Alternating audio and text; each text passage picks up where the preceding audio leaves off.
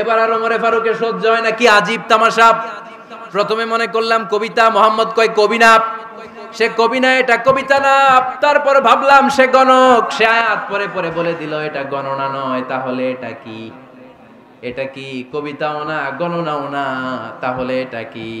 বিশ্বনবী তখন বললেন তানজিলুম মির রাব্বিল আলামিন। সুবহানাল্লাহ পড়েন। পরের আয়াত ছিল তানজিলুম মির রাব্বিল আলামিন।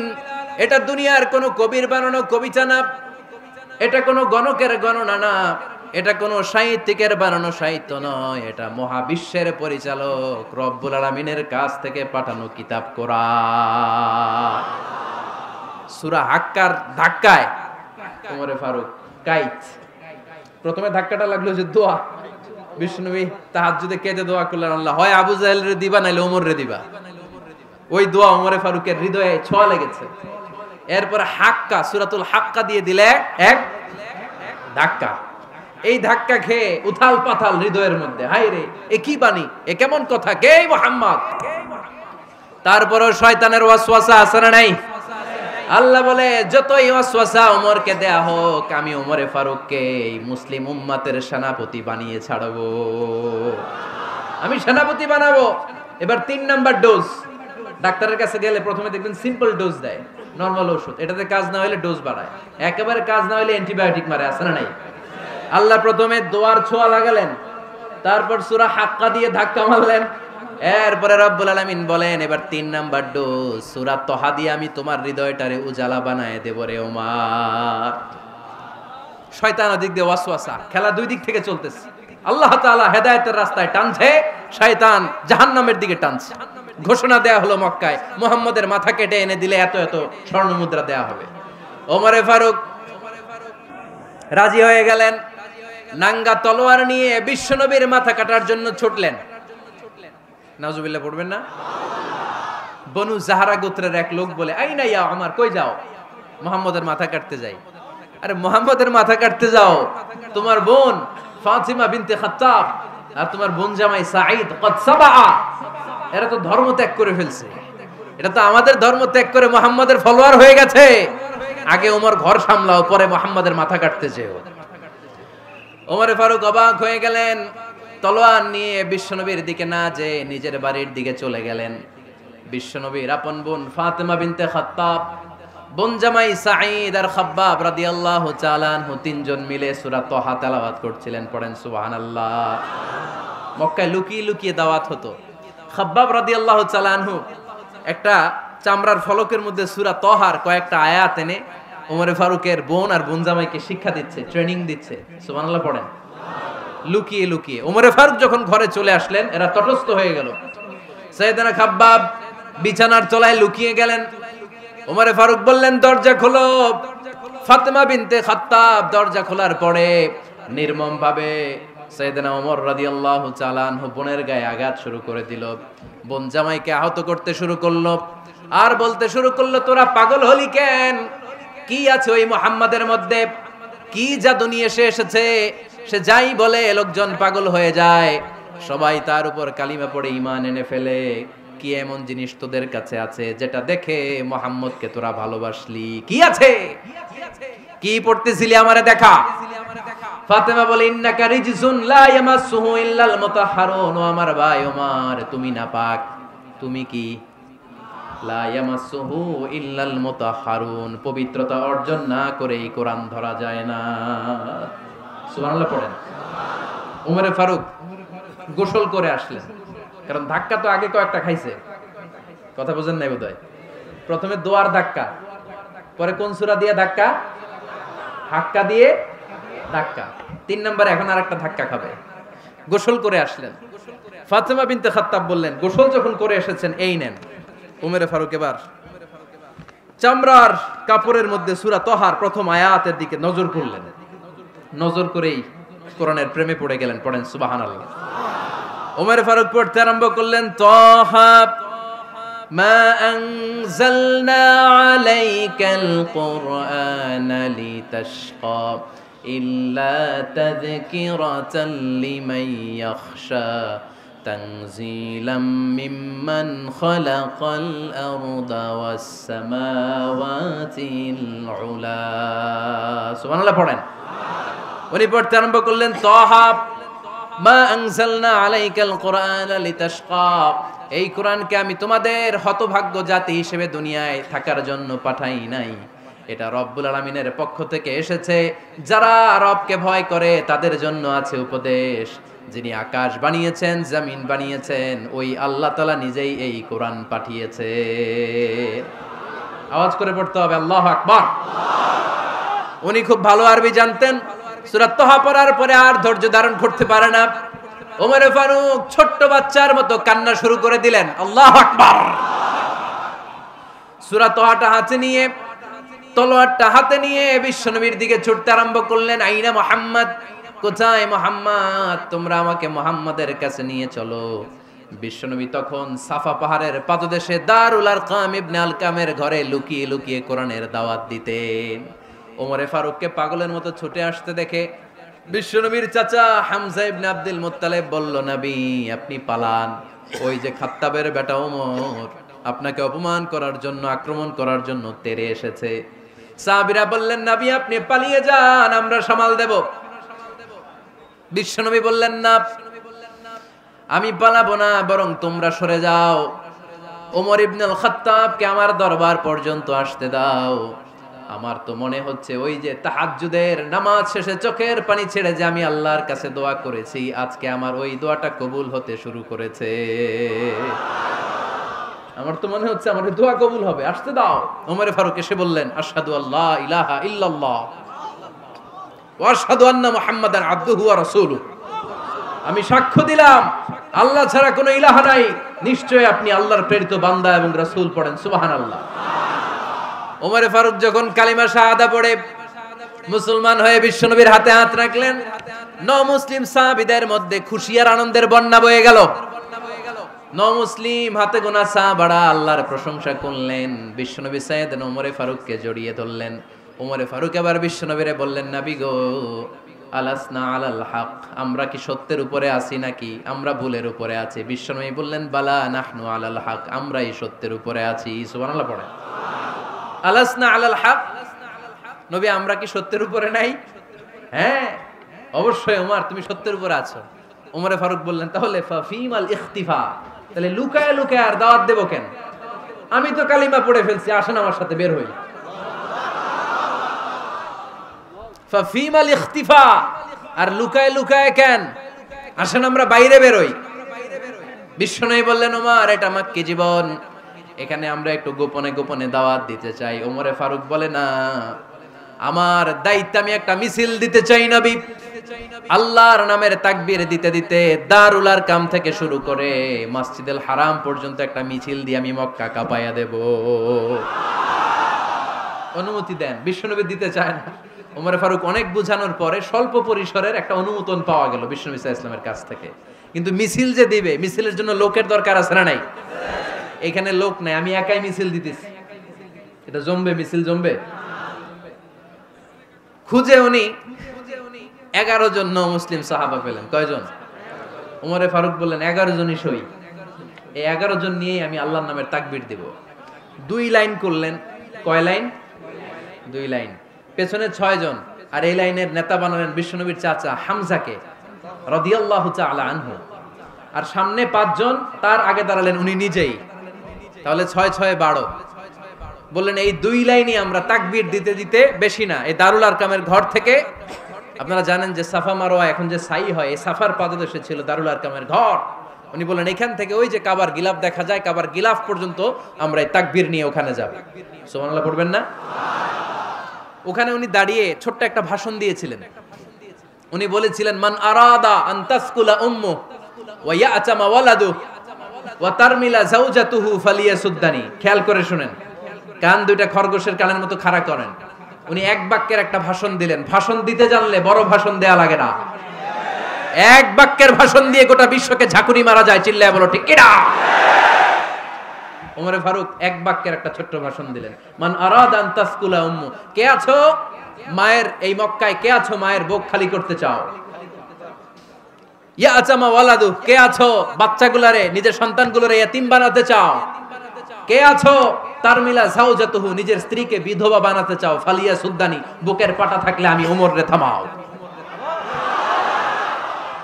ফালিয়া সুদ্দানি, দেখি মক্কায় কার এত বড় বুকের পাটা? কে আছো মায়ের বুক খালি করতে চাও, সন্তান রে এতিম বানাতে চাও, স্ত্রীকে বিধবা বানাতে চাও? ফালিয়া সুদ্দানি, পারলে আমারে ঠেকাও। এই বলে উনি আল্লাহু আকবার, আল্লাহু আকবার, আল্লাহু আকবার বলে স্লোগান শুরু করে দিলেন। এক এক স্লোগানে মক্কার মরুজমিন থারথার করে কাঁপতে আরম্ভ করল। এই মিছিল মক্কার কেউ দেয় নাই। মিছিলের আওয়াজ শুনে আবু জাহেল বাইরিস, উতবা বাইরিস, শাইবা, ওয়ালিদ ইবনে মুগিরা সব বের হয়েছে। কিরে, আমার এলাকায় এত বড় স্লোগান, কার এত সাহস? বের হয়ে দেখে মিছিলের সামনে ওমর। ওমর রে দেখে দিছে এক দৌড়, কারণ ওমরে ফারুককে থামানোর মতো বাপের বেটা মক্কায় দ্বিতীয়টা কেউ ছিল না। আওয়াজ করে বলেন ঠিক কিনা?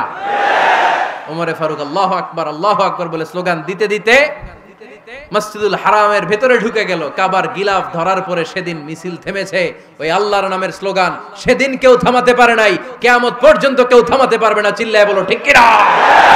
এই ওমরে ফারুক আমাদের মডেল, ঠিক কিনা? থার্ড ইন পজিশন এই পুরা উম্মতের মধ্যে ওনার পজিশন নাম্বার 3। 1 নাম্বার পজিশন বিশ্বনবীর, কার? 2 নাম্বার পজিশন কার? আবু বকর। 3 নাম্বার পজিশন কার? ওমরে ফারুকের। বিশ্বনবী বলতেন লা নবিয়্যা বা'দি, লা নবিয়্যা বা'দি, আমার পরে কোনো নবী নাই। ওয়ালা রাসূলা, আমার পরে কোনো রাসূলও নাই। আমার নবীর পরে আর কোনো নবী আছে? আমার নবীর পরে আর কোনো রাসূল আছে? এই যে কাদিয়ানি যে একটা সম্প্রদায় আছে, এরা কি মুসলিম নাকি অমুসলিম? মুসলিম সম্প্রদায়ের সাথে এদের কোনো সম্পর্ক নাই। চিল্লা বলেন ঠিক কিনা? এরা যদি মুসলমান হতে চায়, আমার নবী দ্য লাস্ট মেসেঞ্জার বিশ্বনবীকে খাতামুন নবী হিসেবে সংবাদ সম্মেলন করে গোটা বিশ্বকে জানাই দিতে হবে, তারপরে তাদেরকে আমরা মুসলিম হিসেবে স্বীকৃতি দিব। চিল্লায় বলেন ঠিক কিনা? তা না হলে তারা কোন ধর্মের এটাকে জানাই দিতে হবে। No inferiority complex, no identity crisis. Identity ক্রাইসিসে থাকা যাবে না। আপনারা কোন ধর্মের এটা জানায় দেন। আপনারা বিশ্বনবীরও শেষ নবী মানবেন না, আবার মুসলিম বলেও নিজেদেরকে ট্যাগ লাগাতে চাইবেন। সাধারণ মুসলমানরা এটা এই ধোঁকাবাজি মানে না। চিল্লায় বলেন ঠিক কিনা? আমার নবীর পরে কোনো নবী নাই, আমার রাসূলের পরে কোনো রাসূল নাই, ঠিক কিনা? আল্লাহর হাবিব বলতেন লাউ কানা বা'দি নাবিয়্যুন লাকানা উমর, তবে আমার পরে যদি নবী হওয়ার যোগ্যতা কারো থাকে, আমার ওমরের ওই যোগ্যতা আছে। সুবহানাল্লাহ পড়েন।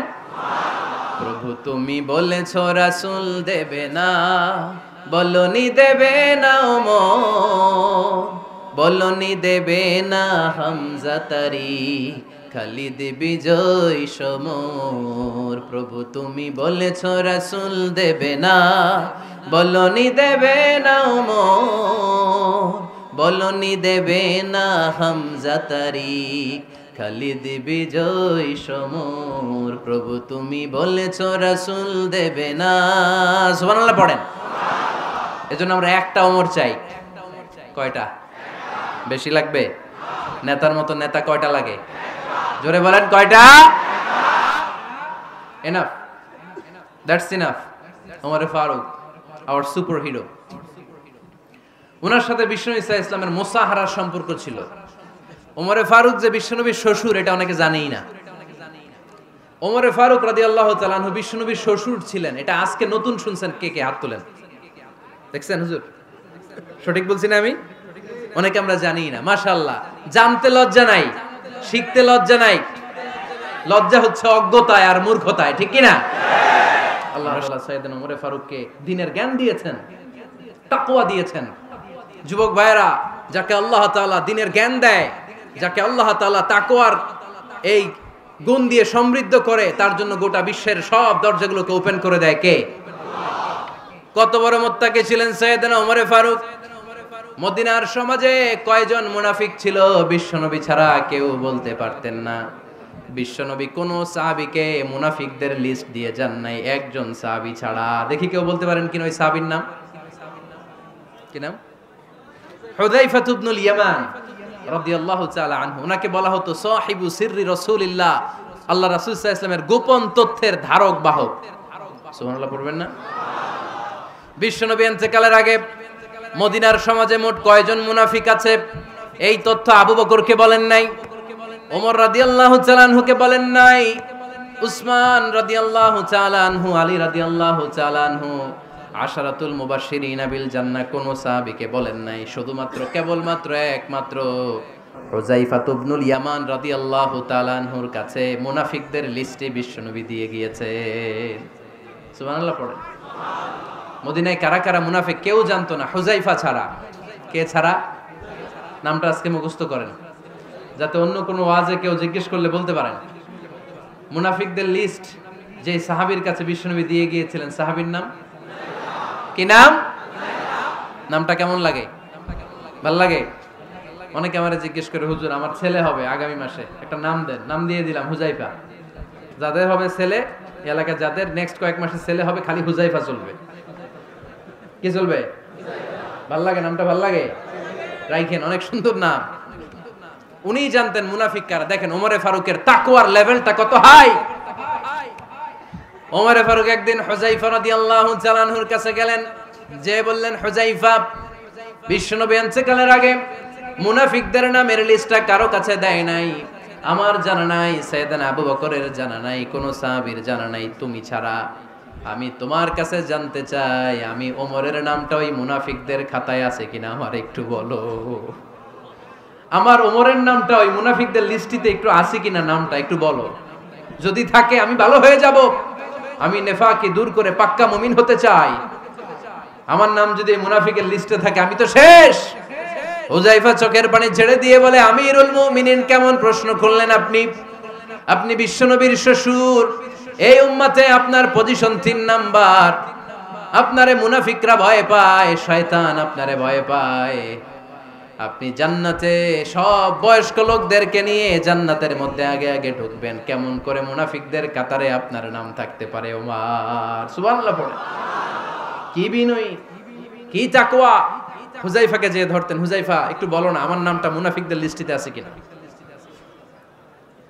ওমরে ফারুকের যদি এই টেনশন থাকে যে আমি মুনাফিক হয়ে গেলাম কিনা, আমাদের এই টেনশন থাকার দরকার আছে না নাই?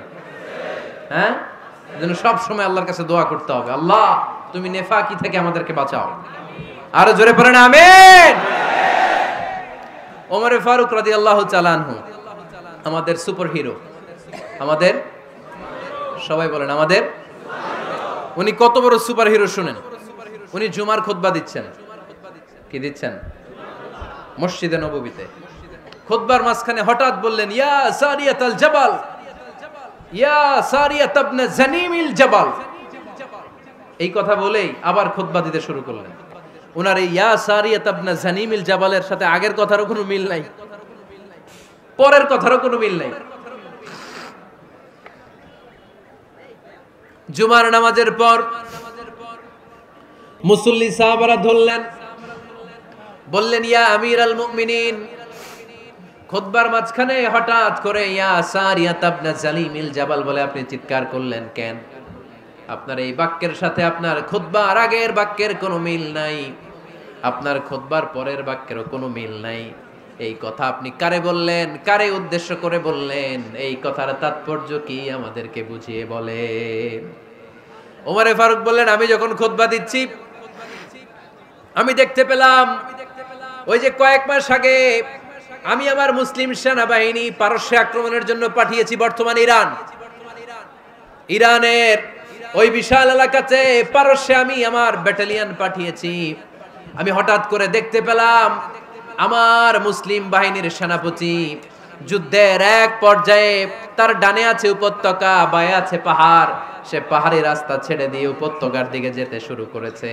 আমি দেখতে পেলাম আমার মুসলিম বাহিনী যদি উপত্যকার দিকে ছুটে বেড়ায়, কাফির মুশরিকরা আমার মুসলিম বাহিনীকে কচুকাটা করে ফেলবে। তাই আমি এখান থেকে তাদেরকে কমান্ড দিয়ে বলেছি, ইয়া সারিয়াতাল জাবাল, উপত্যকার দিকে নয় পাহাড়ের দিকে যাও, তাহলেই তোমাদের বিজয় নিশ্চিত হয়ে যাবে। উপত্যকার দিকে যেও না, ইলাল জাবাল, ইলা সারিয়াতিল জাবাল, পাহাড়ের দিকে ছোট। সাহাবারা অবাক, ঘটনা কি? উনি বসে আছেন মদিনায় মসজিদে নববীর মিম্বারে দাঁড়িয়ে, উনি যদি ইয়া সারিয়াতাল জাবাল বলে এটা কি ইরানে যাবে নাকি? ও মিয়া, তখনকার সময়ে বর্তমানের মতো মোবাইল ছিল নাকি, ইন্টারনেট ছিল নাকি, কিছু ছিল? খালি মুখে আমি যদি বলি ইয়া সারিয়াতাল জাবাল, এটা ইরানে যাবে, ইন্ডিয়া যাবে, ঢাকায় তো যাবে না, ফরিদপুর শহরেই তো বসবে না, ঠিক কিনা? কিন্তু এটা আমিরুল মুমিনিন বিশ্বাসী সাহাবারা বিশ্বাস করে নিল। কিছু মুনাফিক ছিল, এরা কয় না ঝামেলাস, এটা তো সম্ভব না। এক কাজ করি, এই সেনাপতি যখন বিজয়ী বেশে মদিনায় ফিরে আসবে আর আমরা ধরবো।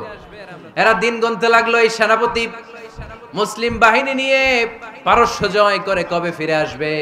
এই মুনাফিকের দলগুলো কখনো সেনাবাহিনীকে অভ্যর্থনা জানাতে যেত না, কিন্তু এইবার সবার আগে মদিনার উপকণ্ঠে যে সেনাপতিদেরকে অভ্যর্থনা জানানোর জন্য ফুল নিয়ে রেডি, ফুল নিয়ে দাঁড়ায় আছে।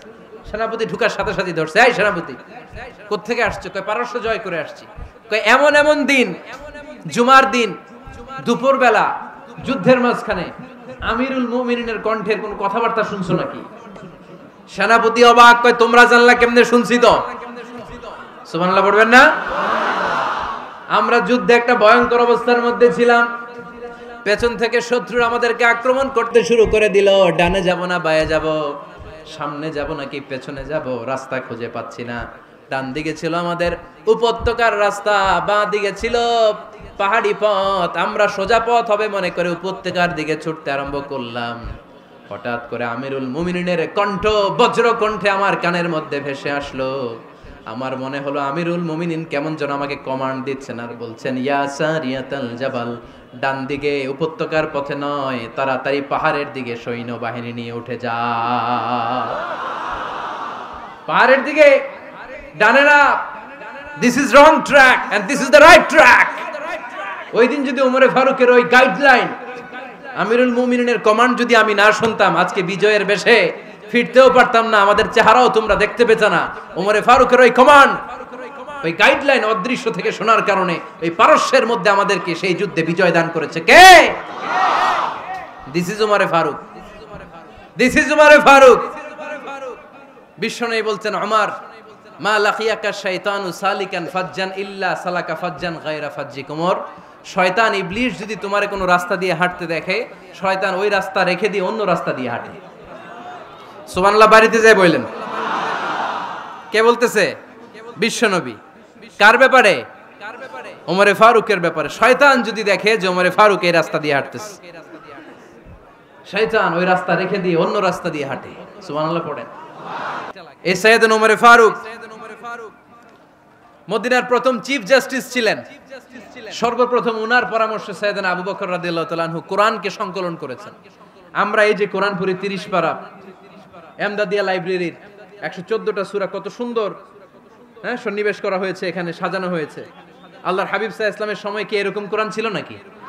ছিল না। খেজুর পাতার মধ্যে, গাছের বাকলের মধ্যে, ওটের বড় হাড্ডির মধ্যে আর পাথরের মধ্যে খোদাই করা কোরআন ছিল। সাইয়েদনা আবু বকরের সময় রাদিয়াল্লাহু তাআলা আনহুর সময় যুদ্ধ হলো, 70 জন হাফেজ সাহাবী ইন্তেকাল করলেন। সাইয়েদনা আবু বকর রাদিয়াল্লাহু তাআলা আনহুকে ডেকে ওমরে ফারুক বললেন, ও আবু বকর, এইভাবে হাফেজে কোরআন সাহাবীরা যদি দুনিয়া থেকে বিদায় হয়ে যায়, আল্লাহর কোরআনও তো বিদায় হয়ে যাবে। আমার পরামর্শ হলো আপনি সব বয়োজ্যেষ্ঠ সাহাবীদেরকে একসাথে করে কোরআনের সব কাগজগুলোকে একসাথে করে একটা নির্ধারিত কপির মধ্যে কোরআনকে সংকলন করে ফেলেন। সাইয়েদনা আবু বকর বললেন, যেটা আমার নবী করেন এটা আমি কেমনে করি? কিন্তু ওমরে ফারুক নাচরবান্দা বলে না, এটা করলে কোনো খারাপ হবে না, ভালোই হবে। মুসলিম উম্মার জন্য এক জায়গায় কোরআন সন্নিবেশিত থাকবে, আপনি করেন। সাইয়েদনা আবু বকর রাজি হয় না, ওমরে ফারুকও ছাড়ে না। ওমরে ফারুক বলতে বলতে বলতে বলতে এমন ভাবে সাইয়েদনা আবু বকর রাদিয়াল্লাহু তাআলা আনহুকে ধরলেন, সব শেষে সাইয়েদনা আবু বকর ওমরে ফারুকের কথায় কোরআন সংকলনে রাজি হয়ে গেলেন। পড়েন সুবহানাল্লাহ।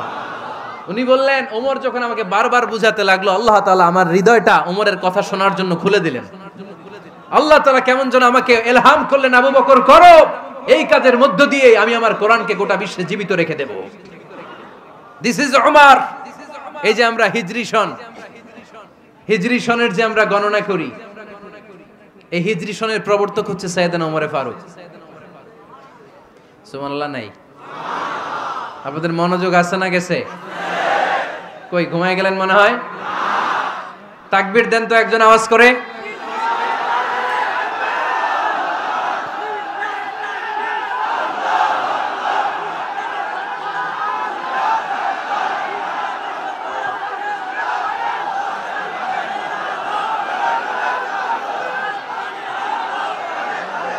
মাশাআল্লাহ মাশাআল্লাহ। বসেন বসেন, এখনই শেষ করে দেব কিছু সময়ের মধ্যে। আমরা একসাথে বিদায় নিব ইনশাআল্লাহ। ওঠা বসা করবেন না, ওঠা বসা করবেন না, বসেন। সাইয়েদনা ওমর ফারুক এই হিজরি সনের গণনা শুরু করেছেন। সাহাবারা বলল, আমিরুল মুমিনিন, খ্রিস্টানদের ঈসাই সন আছে, আমাদের মুসলমানদের কোনো সন নাই।